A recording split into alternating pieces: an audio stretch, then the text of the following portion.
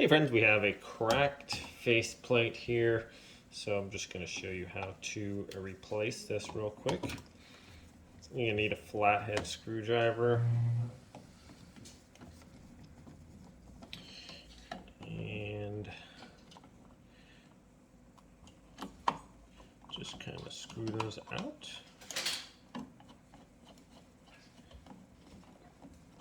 Okay, if sometimes these are stuck on there with paint. If they are, you can just give them a little tap from the side and it'll unstick it.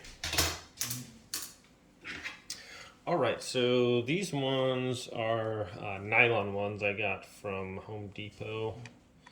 They should theoretically be a little bit stronger. They say they're unbreakable, but they shouldn't crack when we screw them in.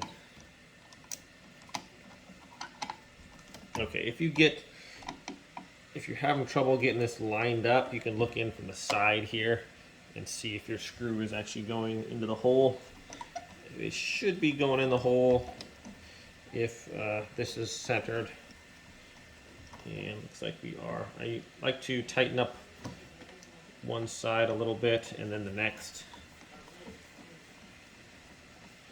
And then also with this, you don't want to over tighten. So just kind of keep an eye on that. Kind of should be firm, but not super difficult. So let's kind of move it around a little bit.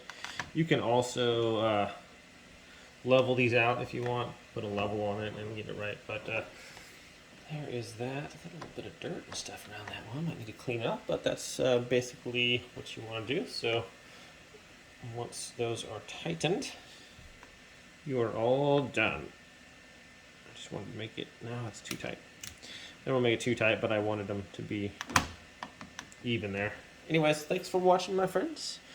I'll probably link these in the description below if you want to check out these nylon ones. They say they are unbreakable, so that will be nice.